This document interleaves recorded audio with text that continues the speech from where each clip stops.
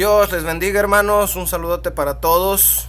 Hoy vamos a tener este estudio de la palabra de Dios y vamos a ver una pregunta, hermanos, que se escucha muy seguido y que es importante que nosotros tengamos la respuesta. Y esta pregunta es: ¿cuál es la diferencia entre una Biblia católica y una Biblia protestante? ¿Cuál es la diferencia? Se los comento porque a veces, hermanos, cuando uno va y le predica a una persona, a los católicos les han enseñado que nuestra Biblia es diferente. Entonces, obviamente, esa idea pues ya causa desconfianza, ¿verdad? Porque dicen, vienen a hablarme de la Biblia. Uno llega a las casas y les dice: buenas tardes, queremos predicar el evangelio, leer la Biblia. Y dicen: no, esa Biblia que ellos traen no es la misma. Entonces, esta información sirve tanto para nosotros como para los católicos, porque los católicos piensan también, hermanos, se tiene esa idea por parte de ellos de que nuestras Biblias son diferentes. Entonces les dicen, no, sus Biblias son diferentes, nosotros pensamos que la de ellos es diferente. No entendemos bien exactamente en qué radica esa diferencia y se causa esa confusión y esa desconfianza, que es el propósito el día de hoy de este estudio, que logremos pues entender en qué consiste esa diferencia. En primer lugar, hermanos, déjenme les digo que la Biblia católica tiene 73 libros. Ojo con ese dato, es importante que lo sepamos. Mientras una Biblia protestante, como la versión que se usa más comúnmente, que es la Reina Valera 1960, solo tiene 66 libros. Hay una diferencia, hermanos, de 7 libros, que eso es lo que vamos a ver hoy como diferencia. Pero antes de llegar a eso, quiero que quede claro algo, hermanos. En cuanto al Nuevo Testamento, la Biblia católica y la Biblia protestante son iguales. Ojo con eso. Tiene nuestro Nuevo Testamento protestante 27 libros. No son libros, hermanos, la mayoría son epístolas, son cartas de Pablo, pero se le enumera así en general como libros. Y la Biblia católica tiene los mismos 27.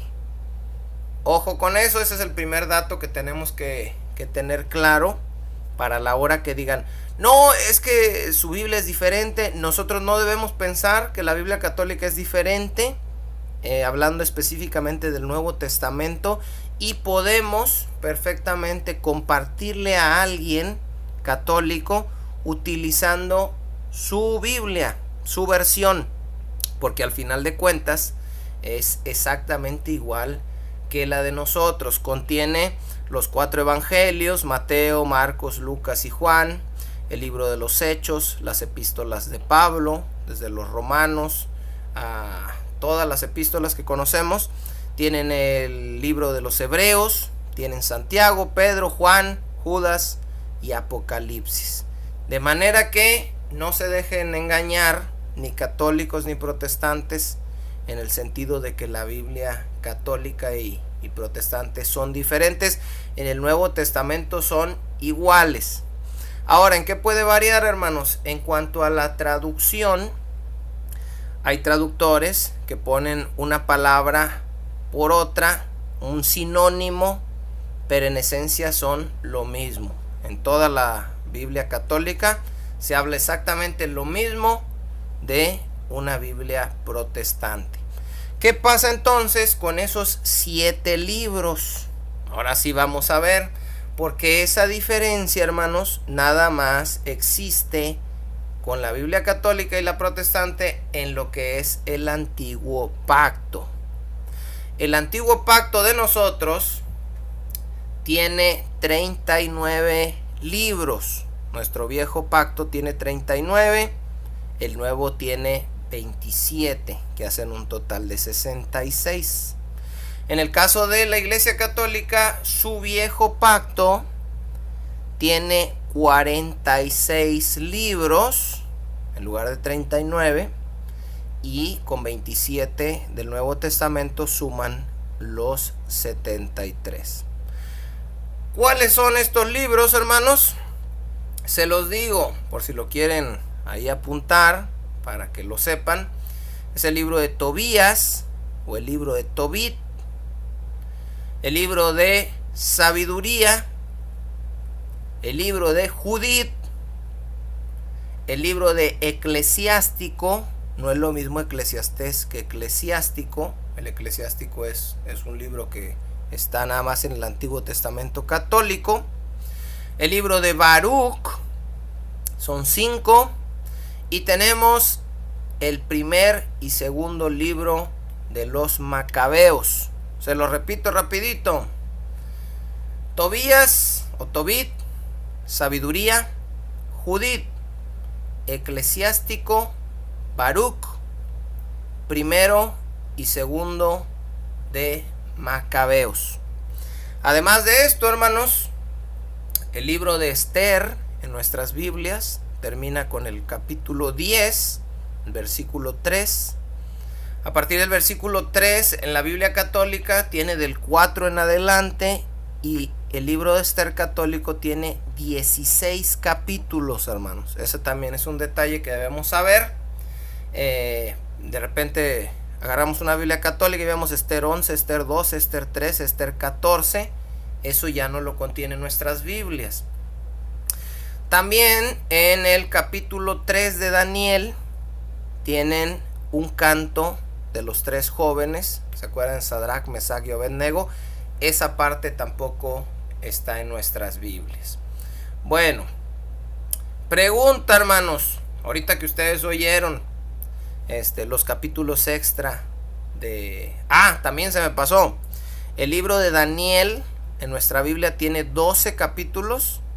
En la Biblia católica tiene 14 capítulos. Hablando de Susana en el capítulo 13 y Bel y el dragón en el capítulo 14. Ahorita que ya escucharon todo esto, hermanos, Baruch, Sabiduría, Eclesiástico, primero y segundo de Macabeos, los capítulos extra de Esther, Tobit, los capítulos extra del libro de Daniel, surge esta pregunta: ¿por qué nosotros no tenemos estos libros, hermanos? Y es bueno preguntar, y es bueno averiguar, y es bueno saber. En primer lugar, nos va a servir para nosotros, y en segundo lugar, cuando le queramos compartir a una persona católica. Acuérdense que toda esta información, hermanos, es para usar conforme a la palabra de Dios, siendo sabios, prudentes, en amor y con mansedumbre, no siendo contenciosos.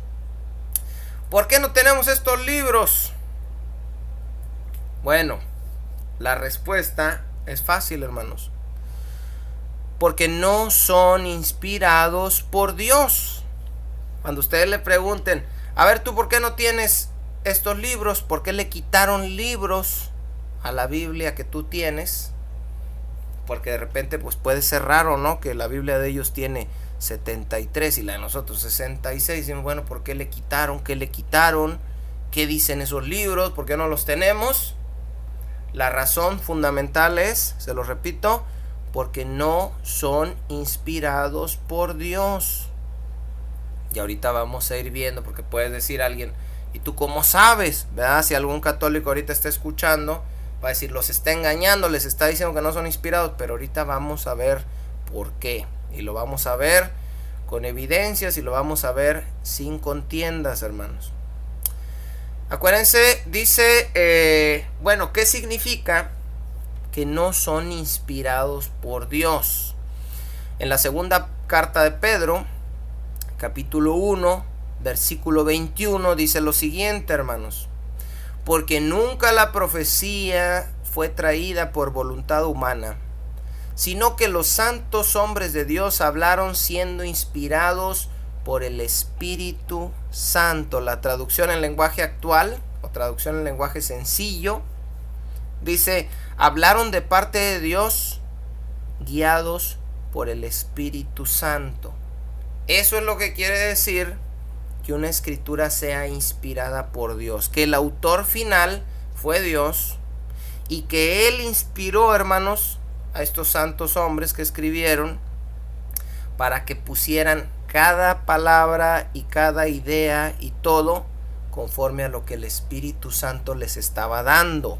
No lo escribieron nada más en sabiduría humana, no fue su ocurrencia, se le pusieron las palabras que más les gustaban, no.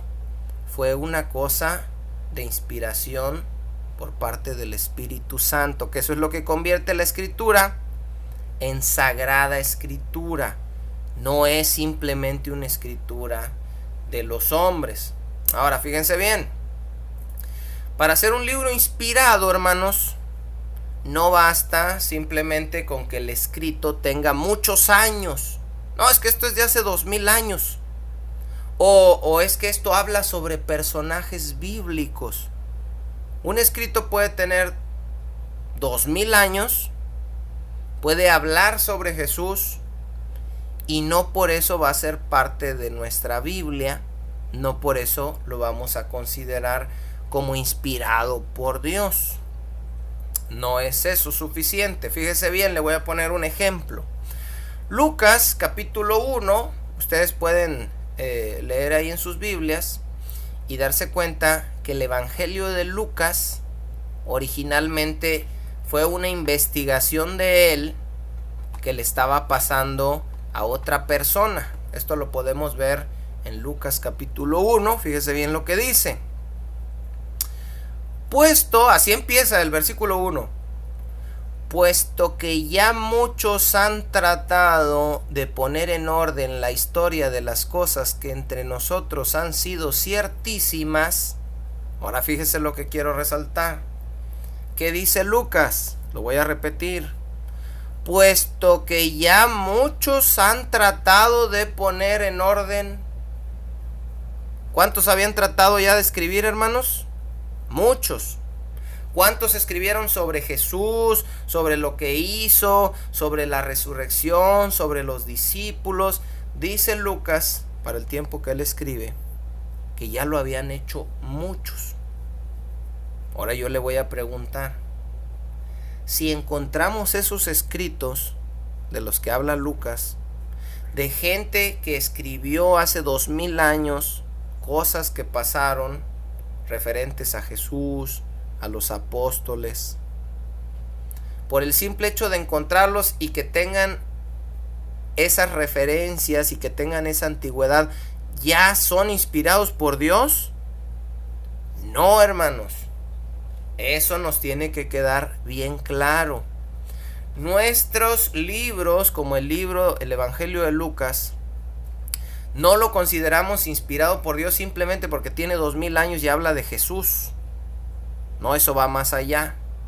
Había mucha gente que escribió en ese tiempo cosas sobre Jesús que trataron de poner en orden y no eran necesariamente inspirados por Dios. Es decir, el Espíritu Santo no estuvo guiando lo que ellos querían escribir. Dice, en orden la historia de las cosas que entre nosotros han sido ciertísimas, tal como nos lo enseñaron los que desde el principio lo vieron con sus ojos. ¿Quiénes son estos, hermanos? Los apóstoles. Dice, y fueron ministros de la palabra. Me ha parecido también a mí, después de haber investigado con diligencia todas las cosas desde su origen, escribírtelas por orden, oh excelentísimo Teófilo. ¿Para qué? Dice, para que conozcas la verdad. Ojo, hermanos, no era suficiente con leer las cosas que estaban escribiendo otros, porque como no eran inspirados por Dios y como el hombre es mentiroso y argüendero y chismoso por naturaleza, había muchas cosas que le ponía, había muchas cosas que le quitaba, había muchas cosas que le exageraba. Y dice Lucas, yo lo estudié desde el principio diligentemente. Muchos ya lo han hecho, pero yo lo hice bien hecho. ¿Por qué o para qué? Dice, para que conozcas la verdad de las cosas por las cuales has sido instruido. Entonces,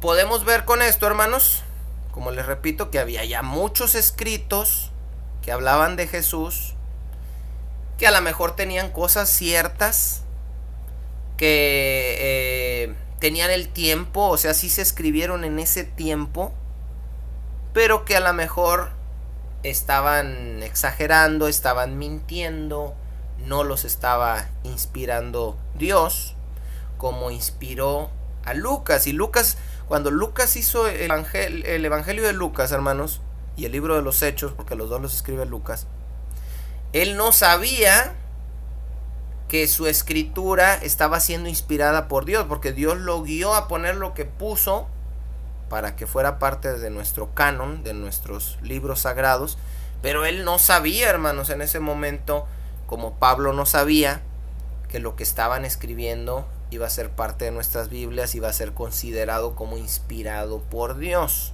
Bueno, hay muchos escritos, hermanos, que se atribuyen a un autor que ya estaba muerto para cuando se escribieron, y por eso pues no valen. Por ejemplo, Pablo, al final de su carta a los Colosenses, les dice, cuando terminen de leer la carta, que lo lea la iglesia de la Odisea, y la carta de la Odisea léanla ustedes. Entonces da ahí una idea de que hay una carta de la Odisea. Si nosotros buscamos en nuestras Biblias, hermanos, no tenemos ninguna carta a la Odisea. Entonces, ¿qué pasó? En el año 175, con esa fecha de ese año, aparece una carta a la Odisea, que supuestamente la hizo Pablo. Ustedes la pueden googlear ahí y leerla en internet, pero es falsa.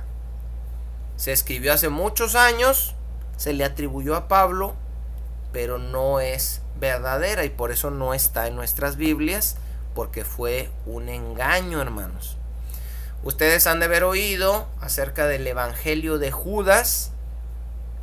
El Evangelio de Judas se escribe más o menos en el año 150, en el año 200 de nuestra era. Y Judas se había ahorcado alrededor del año 33 de nuestra era. Entonces, ese libro que supuestamente escribió Judas aparece más de 100 años después de que Judas ya se había muerto. Obviamente era un fraude también y no lo escribió Judas.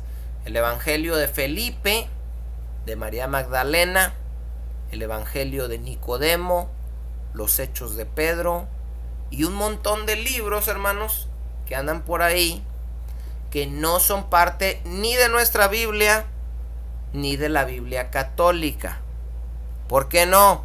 Porque son falsos. Bueno, se los quería dejar como un dato, pero acuérdense que estamos hablando de el Antiguo Testamento. Nada más estos libros pretendían ser parte del Nuevo, pero pues ya vimos que son falsos. Bueno, ahora, el que un escrito diga la verdad, hermanos, no significa que sea inspirado por Dios. ¿Qué quiere decir eso que estoy diciendo? Por ejemplo, así como se le puede considerar a Lucas un historiador, un investigador, por cómo escribió y redactó el Evangelio y el libro de los Hechos, así también hubo un historiador muy conocido que se llamó Flavio Josefo. Flavio Josefo escribió el libro de Antigüedades de los Judíos, las guerras de los judíos. Son escritos de hace muchos años, son escritos históricos que contienen verdad, pero eso no significa que hayan sido inspirados por Dios. Eso también lo tenemos que tener claro. Ni porque sean antiguos, ni porque sean que se le atribuyan a un personaje bíblico o que hablen de Jesús o de cualquier otro de los apóstoles, ni tampoco porque digan la verdad. Puede haber un hecho histórico que se registró en la historia, como lo hizo Josefo, y no es inspirado por Dios. Bueno,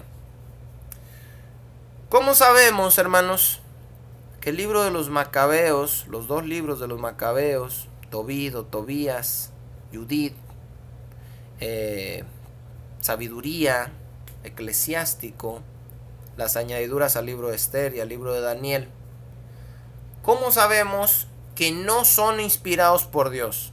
Porque yo ya les dije que no son inspirados, pero esto no se trata nada más de decir, él dice que no son inspirados y yo creo que no son inspirados, porque él dice, eso está mal, hermanos. Creer lo que dice una persona ciegamente, eso está mal, eso es lo que causa las sectas. Tiene que haber razones que yo les explique por las cuales podamos llegar a la conclusión todos, y no nada más porque yo lo digo, que esos libros no son inspirados por Dios. Bueno, ¿cuáles son algunas de estas evidencias? Número 1, hermanos. Los judíos no los consideran como inspirados por Dios. Ojo, número 1. Los judíos no los consideran como inspirados. De ellos, hermanos, salieron todos los escritores. Isaías, Jeremías, todos eran los profetas. Nuestro mismo Señor Jesucristo pertenecían a Israel. Entonces ellos sabían, conforme pasaba el tiempo, por ejemplo Isaías, Jeremías profetizaban y no les creían. No, Jeremías es falso, ya ven que lo querían matar, lo perseguían, todo eso. Pero tiempo después, cuando se cumplía lo que decía Jeremías, entonces decían, Jeremías verdaderamente estaba hablando de parte de Dios. Y entonces la escritura, que hasta ese entonces no se había considerado, se consideraba como inspirada, porque Jeremías verdaderamente estaba diciendo lo que Dios le estaba diciendo que dijera. Bueno, estos libros de Macabeos y todo eso, los mismos judíos dicen, esas escrituras son falsas. De modo que, como dato curioso, debemos saber que el antiguo pacto de los judíos y el antiguo pacto de nosotros contiene la misma cantidad de libros, los mismos 39 libros.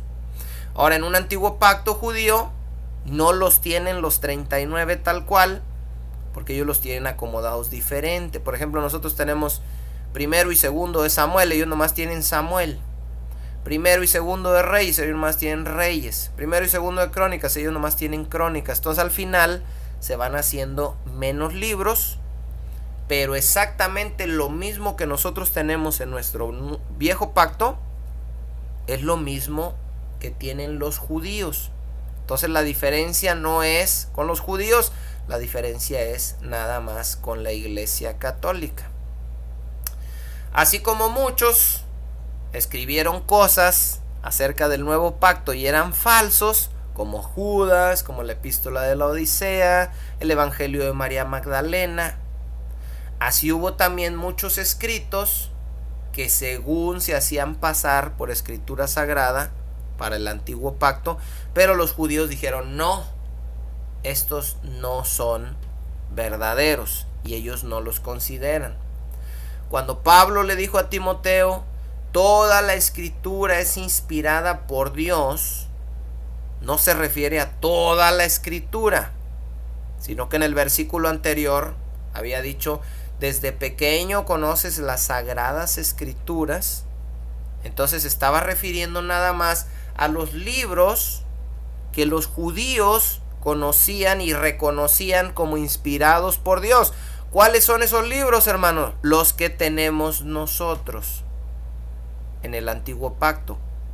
Los que tiene la Iglesia Católica añadidos, esos no son reconocidos ni por nosotros ni por Dios como inspirados por Dios. Bueno, segunda razón, hermanos.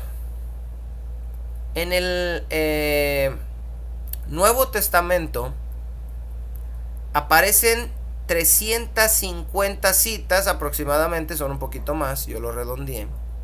350 citas del Viejo Testamento, es decir, como cuando Jesús dijo en Mateo 24, y cuando pongan la abominación desoladora de la que habló, ¿quién, hermanos? Daniel. O dice también la escritura, como está escrito, y Pablo citaba los salmos o los proverbios. Cuando dice, como dice el verdadero proverbio, el puerco vuelve al cieno y el perro a su vómito y la puerca a revolcarse en el cieno. Ahí está citando el libro de los proverbios.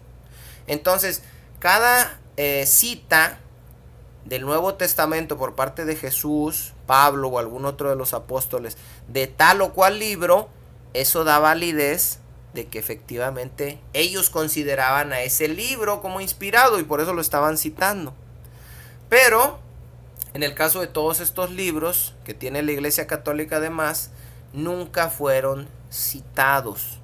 Entonces esa es una razón más porque no creemos que sean inspirados y porque no los tenemos. Número 3. No existen, hermanos, originales escritos en hebreo. Toda esa escritura, los más antiguos que se tienen, son en griego. Y ahí nos da como que una sospechilla de que sean falsos. Porque sabemos que todo el Nuevo Testamento fue escrito en griego, pero todo el Antiguo Testamento fue escrito en hebreo, con partes nada más en arameo. Pero cuando hallamos estos libros y están en griego, entonces obviamente se ven falsos porque ni siquiera están escritos en el idioma original. Nada más tenemos unas versiones ya posteriores, de muchos años después.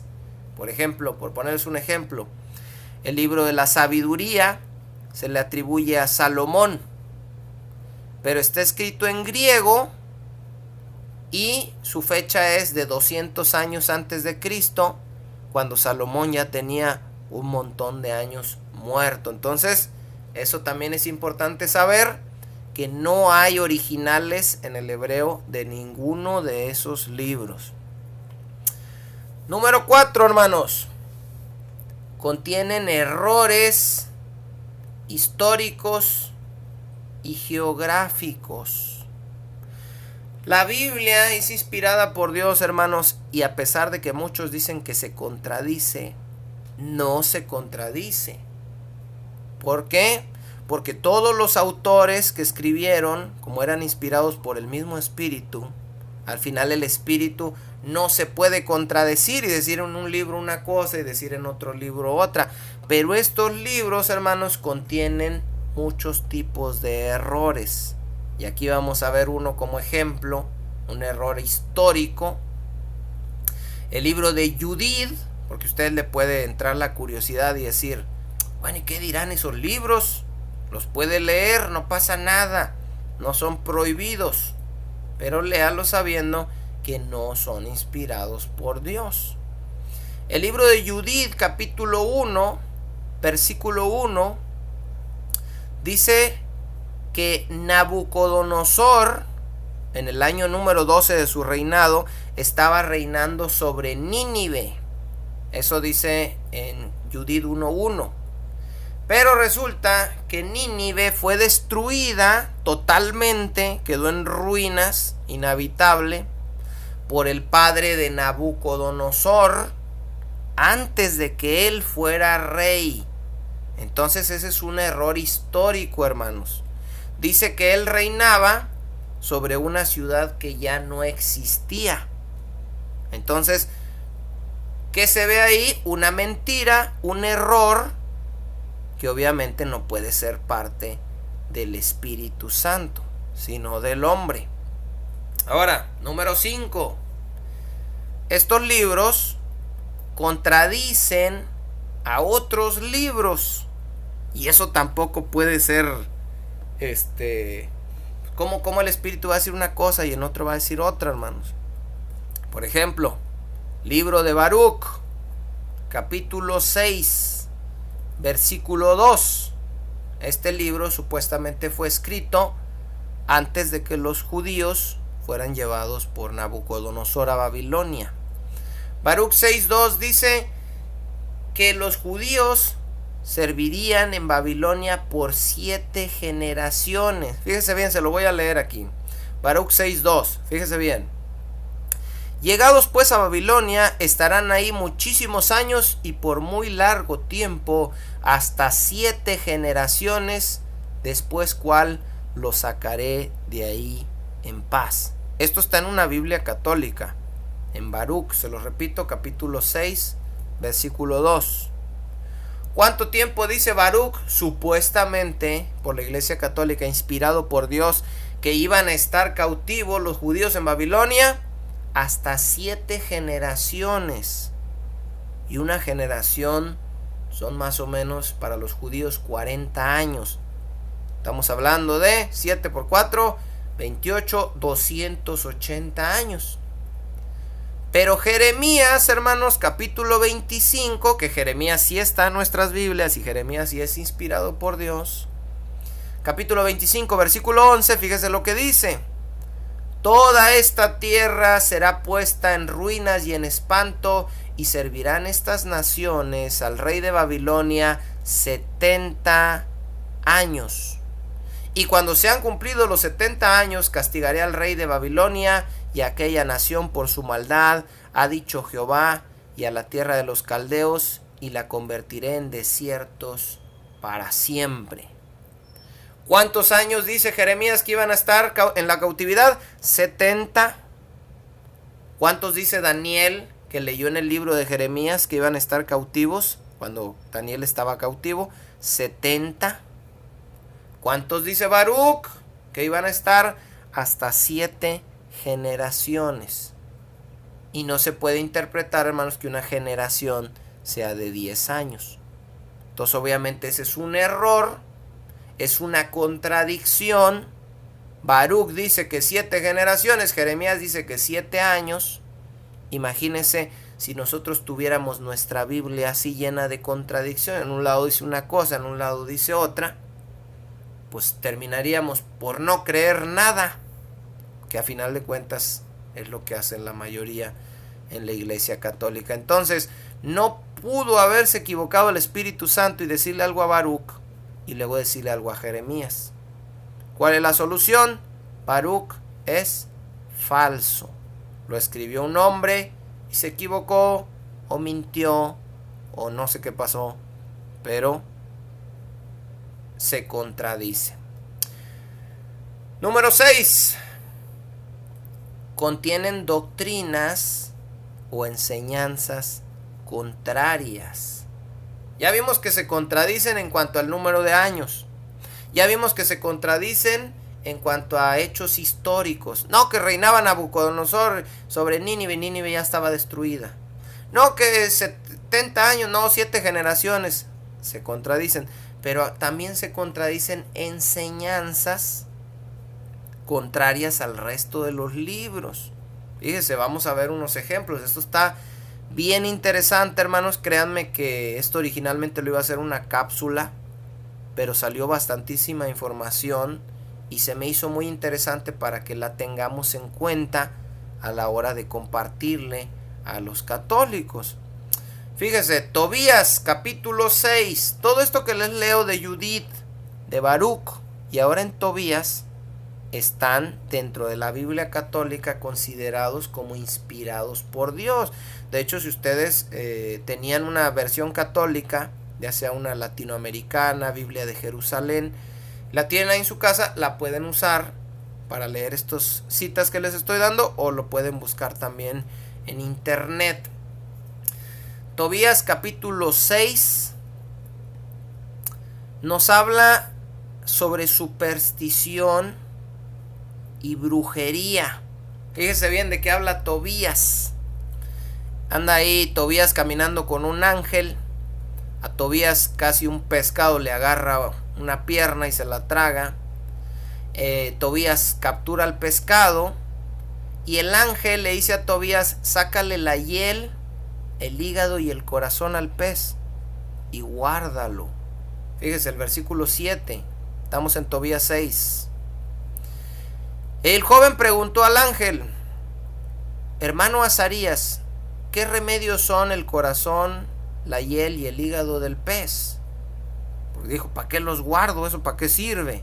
Versículo 8. Fíjese lo que le dice el ángel. Un ángel caído probablemente.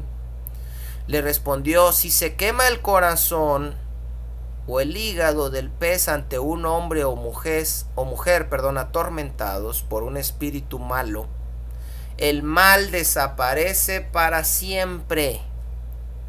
¿Ve por qué cuando uno es católico uno cree en la brujería y le da lo mismo irse a echar una barrida y que le lean las cartas que ir a la catedral? Por este tipo de enseñanzas que están en esos libros. Si se quema el corazón o el hígado, y ojo, porque si esto es inspirado por Dios, ellos lo pueden tener por verdadero e incluso practicarlo. Si se quema el corazón o el hígado del pez ante un hombre o mujer atormentados por un espíritu malo, el mal desaparece para siempre. Así que ya no hay que vivir en santidad y ir con el demonio y echarlo fuera en el nombre de Jesús. No, eso que dijo Jesús está mal. Según la Biblia católica, basta con quemar delante de un endemoniado un hígado o un corazón de un pez y el espíritu se va. Pregúntele a un católico, ¿usted sabe que su Biblia dice eso? No sabía. A ver, vamos a leerlo. Aquí, ¿qué dice? Ah, chis, ¿usted lo cree? No, pues no. Entonces, eso no puede ser parte de la Biblia. Tal vez esto lo escribió alguien que se encontró con un ángel caído. Tal vez sea cierto, tal vez el ángel se lo reveló como brujería para que lo practicara él. Pero eso no quiere decir que sea considerado inspirado y que lo tengamos que tener en nuestras Biblias como la palabra de Dios. Estos son mentiras, hermanos. Por si fuera poco, hermanos, en este libro de Tobías, en el capítulo 3 hay una historia de una mujer, Sara se llama. Se casa 7 veces, pero antes de la noche matrimonial, un demonio mata a los 7 esposos, nomás para que más o menos ahí se den cuenta de la clase de contenido que tienen esos libros. Tobías, capítulo 12, versículo 9. El libro de Tobías, capítulo 12, versículo 9, habla de la salvación por obras, cosa que contradice nuestra creencia protestante, que es por gracia, por medio de la fe. Fíjese lo que dice, ojo con este versículo. La limosna libra de la muerte y purifica de todo pecado. Versículo supuestamente inspirado por Dios dentro de una Biblia católica en Tobías 12:9. La limosna libra de la muerte y purifica de todo pecado. No la sangre de Cristo, no la fe en Cristo, no el sacrificio expiatorio que Jesús vino a hacer por nosotros. No, la limosna te purifica de todo pecado. Sí me suena bastante católico este versículo, hermanos. Y me suena bastante falso. Porque si por medio de la limosna podemos ser purificados de todos nuestros pecados, pregunto yo, un sacerdote católico, entonces ¿para qué vino Cristo? Hubiéramos pagado nada más una cantidad de dinero, pero eso es una herejía. Eso es una blasfemia. ¿Cómo vamos a pagar dinero para que nuestros pecados sean perdonados? Pero esa era una práctica muy conocida y muy, ahora sí válgame la redundancia, practicada por el catolicismo, llamado las indulgencias. A la luz de esa doctrina leemos este verso: la limosna libra de la muerte y purifica de todo pecado. Pues tiene mucho que ver con esa enseñanza de las indulgencias. Pero ahorita vamos a hablar un poquito más de esto. Segundo libro de Macabeos, Nuestro antiguo pacto termina en Malaquías.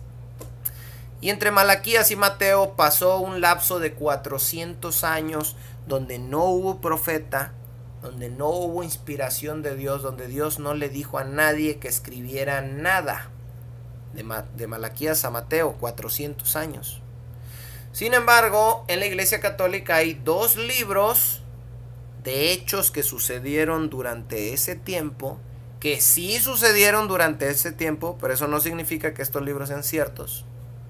Hablando sobre los macabeos.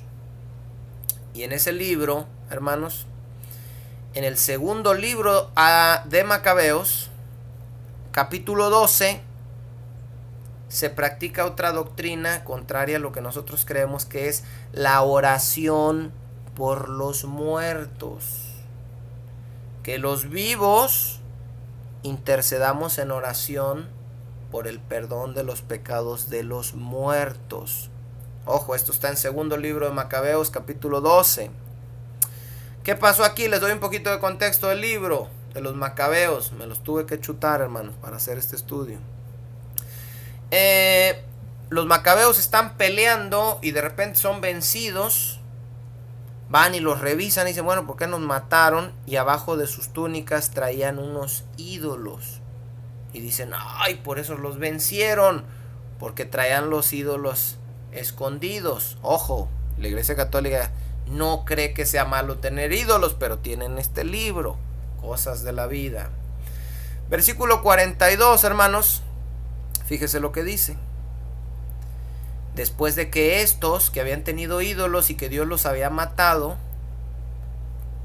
fíjese lo que hizo el resto del ejército. Y rezaron al Señor, dice, para que perdonara totalmente ese pecado a sus compañeros muertos. Dice la palabra de Dios, hermanos, en el libro de los Hebreos, capítulo 9, que después de la muerte, que el hombre está establecido, que el hombre muera una sola vez, y después, ¿qué dice? El juicio. No hay repechaje, no hay limbo, no hay purgatorio. Después de que te mueres, te vas para un lado, te vas para el otro. Pero aquí dice este libro, hermanos, que nosotros no tenemos, que ellos, después de que se murieron, rezaron al Señor para que perdonara el pecado de sus compañeros muertos. Entonces, ¿qué enseña esta escritura que tiene la Iglesia Católica? Que después de que alguien murió y después de que alguien pecó y murió, nosotros podemos rezar para que sean perdonados. Por eso se hacen las letanías, ¿verdad? Que Santa María ruega por él, no sé qué, ruega por ella, y en los velorios estamos rogando y ruega por él y ruega por ella, y queremos que todos rueguen por los difuntos para que sus pecados sean perdonados. No, hermanos. Para que tus pecados sean perdonados tienes que creer en Cristo y arrepentirte y bautizarte y vivir una vida nueva conforme a la voluntad y la palabra de Dios, siendo guiado por su Espíritu Santo, habiendo recibido una nueva naturaleza y un nuevo corazón que Dios te dio. Si nunca te arrepentiste y te moriste en tus pecados, no hay ruega por él o ruega por ella que te puedan salvar.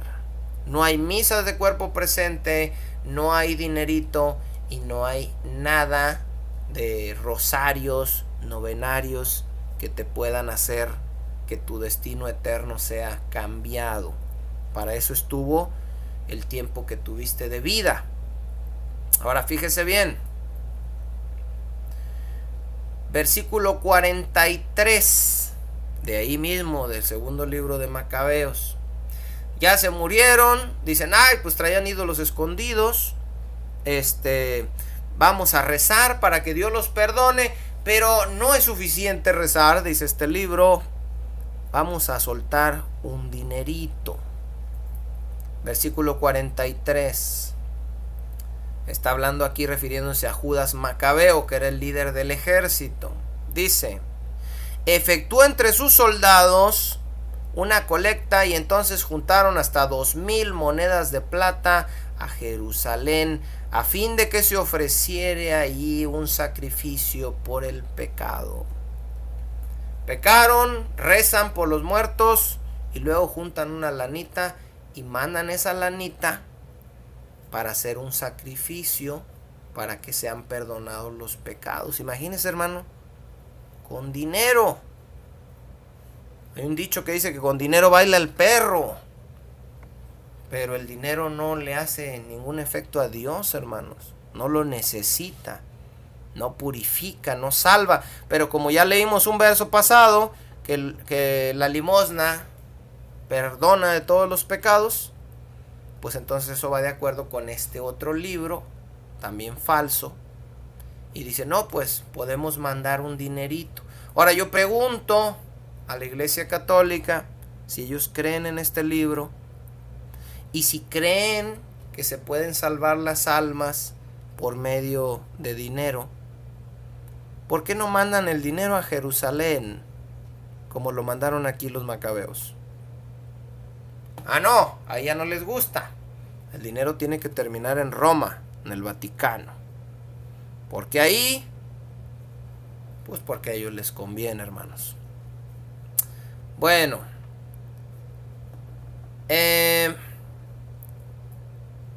vamos a ver otro punto. Les iba a hablar un poquito acerca de lo que eran las indulgencias, por eso me quedé pensando. Porque esa doctrina de las indulgencias habla de que si después de que su familiar se murió y está sufriendo en el purgatorio, usted lo puede salvar. ¿Cómo lo puede salvar, hermanos? Con dinero. De dinero, y tan pronto la moneda tocaba el cofrecito donde recogían el dinero, el alma de su difunto pariente salía disparada del lugar de tormento al lugar celestial. Pero de eso vamos a hablar en otro tema cuando hablemos acerca de la reforma. ¿Qué es la reforma, hermanos? Bueno, otra razón, número 7. Estos libros no tienen la autoridad de Dios. En todos los demás libros dice, así dice Jehová, así ha dicho el Señor, y vivo yo, dice Jehová. Y se ve que está hablando Dios. En estos libros, hermanos, fíjese bien, les voy a poner un ejemplo. Segundo libro de Macabeos, capítulo 15, final del versículo 37 y versículo 38 es la conclusión de este libro. Dice, y yo termino aquí mi narración. Si está bien escrita y ordenada, esto fue lo que me propuse. Si es mediocre y sin valor, solo es eso lo que pude hacer. Fíjese bien.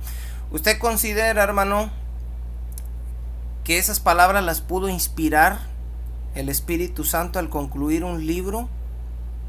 Se las repito, si está bien escrito y ordenada, esto fue lo que me propuse. Si es mediocre y sin valor, solo eso fue lo que pude hacer.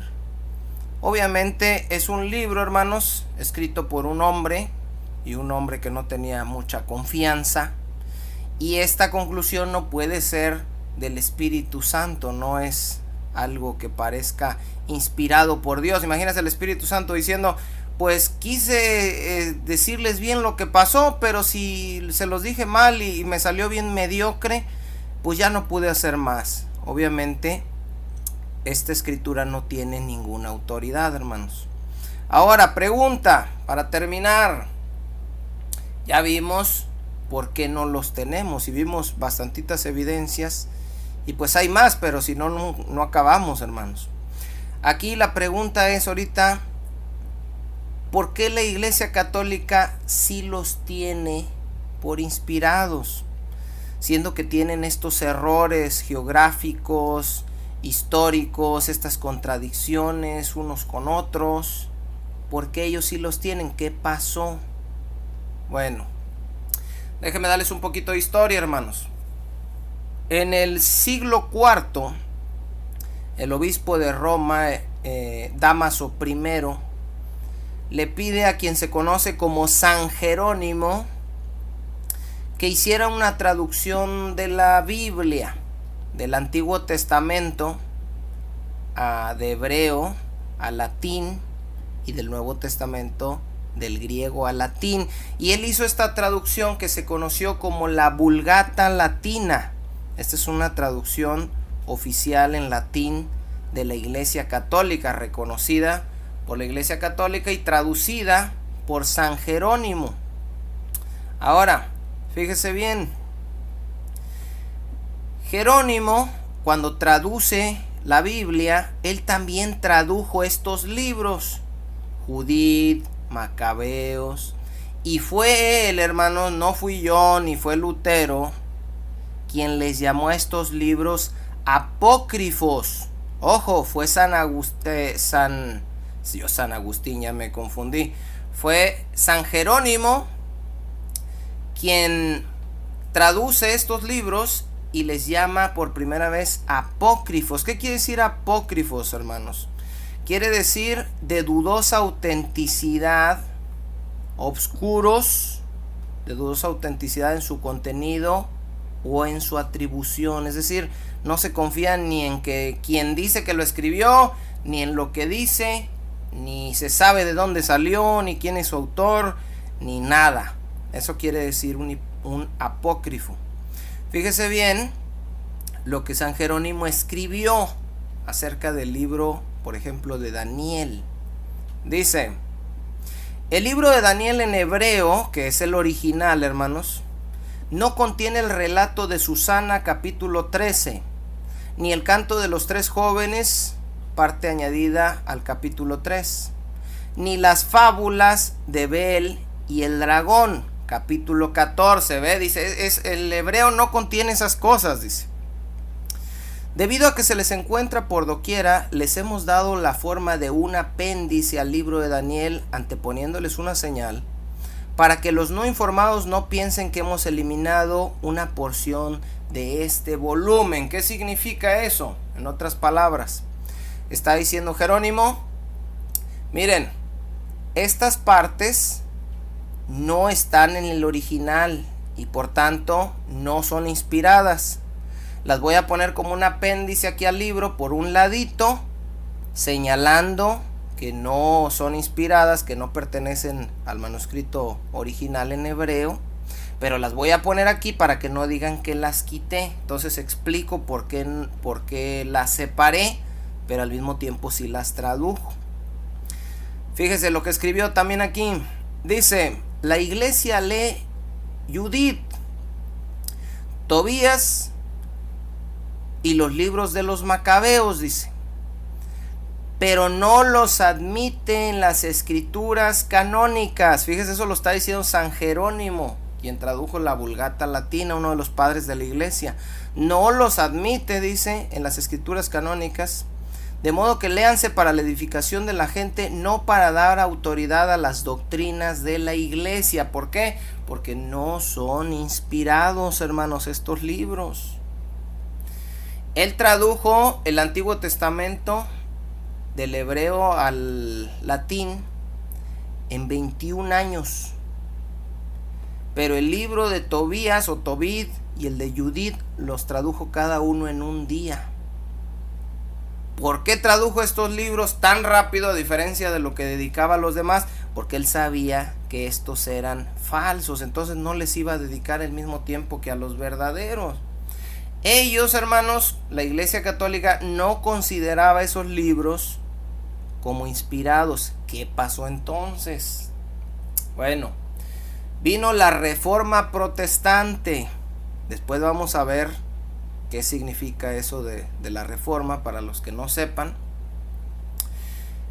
Lutero traduce la Biblia, hermanos, ahora del latín, donde estaban en la Vulgata Latina, al alemán, para que la gente empiece a leer las escrituras. Pero Lutero no tradujo los libros apócrifos que San Jerónimo sí había traducido y que los había puesto por un ladito diciendo que no eran verdaderos, pero que los acomodaba por ahí para que no dijeran que los quitó. Lutero no se metió en problemas y no los tradujo. Él no tradujo a Tobías, ni a Judith, ni Macabeos, ni él tradujo lo que nosotros tenemos ahorita, los 66 libros. Esos fueron los que se consideraban por la Iglesia Católica, que hasta en ese tiempo Lutero había sido católico y él consideraba inspirados por Dios nada más esos. Los demás no vio la necesidad de traducirlos. ¿Qué pasa después? Que viene la Contrarreforma, que es una reunión que tuvieron, muchos le llaman también la Reforma Católica, en el año 1545, hermanos, con el Concilio de Trento, en la ciudad de Trento, ahí en Italia. Se cambiaron los libros apócrifos y dejaron de ser apócrifos y ahora eran libros inspirados y se les da el nombre de deuterocanónicos. ¿Qué significa esa palabra deuterocanónicos? Significa segundo canon, es decir, están los del canon original y los del segundo canon. Los del segundo canon no es otra cosa que los apócrifos o los falsos que después quisieron y hasta la fecha quieren hacer pasados por inspirados. ¿Por qué hicieron esto, hermanos? Porque hasta el Concilio de Trento y después de la Reforma Protestante, los católicos convierten los libros que toda la historia habían tenido por falsos y por apócrifos, ¿por qué los convierten en inspirados por Dios? Bueno, la Reforma Protestante, hermanos, principalmente comenzó en contra de las indulgencias, de los pagos que se le hacían a la iglesia para el perdón de los pecados, no solo de vivos, sino para el perdón de pecados de los muertos. Esta fue una clave que detona la Reforma. Entonces, ¿qué hace la Iglesia Católica? Necesitaban defenderse y para defenderse nombraron como inspirados por Dios estos libros apócrifos para tener escrituras donde ellos pudieran respaldar las doctrinas que tenían y contra los cuales estaban los protestantes. Un ejemplo máximo, las indulgencias. La Iglesia Católica dicen, ¿cómo dicen ustedes que no se paga por los pecados? ¿No ven lo que dice Tobías? ¿No ven lo que dicen Macabeos? Entonces, al convertir ellos estos libros en inspirados, supuestamente ahora tienen autoridad. Y ellos dicen, ahora sí valen estos libros, pero nosotros, como no tenemos necesidad y como vemos todos esos errores que tienen, pues los tenemos por apócrifos, por falsos, de origen desconocido, no inspirados por Dios. Espero, hermanos, que este estudio les haya servido para, pues, que nos quede claro, ¿verdad? ¿Por qué no tenemos esos libros? Porque ellos tienen más, porque de repente a uno le entra la curiosidad y dice uno, bueno, pero ¿qué dicen esos libros? ¿Por qué no los tenemos? ¿Por qué ellos sí los tienen? ¿Quién me dice a mí que en realidad sí son ciertos y a nosotros nos tienen engañados? Y podemos tener una serie de dudas. Entonces, por medio de este estudio, lo que quería era, pues, que sepamos, ¿verdad? Para poder hablar con los católicos, ya les dije, en amor, no en contienda, y explicarles por qué tenemos, o más bien, por qué no tenemos esos libros que ellos tienen. Les agradezco, hermanos, a todos por la atención, por su tiempo, por suscribirse al canal, por darle me gusta, por los comentarios. Ya saben que entre más me gusta y reproducciones y mensajitos tengamos aquí en la caja de comentarios, pues YouTube va recomendando más los videos para que puedan llegar a más y más hermanos. Por lo pronto, yo les agradezco, hermanos, que Dios me los bendiga a todos y nos vemos primeramente Dios en el próximo estudio.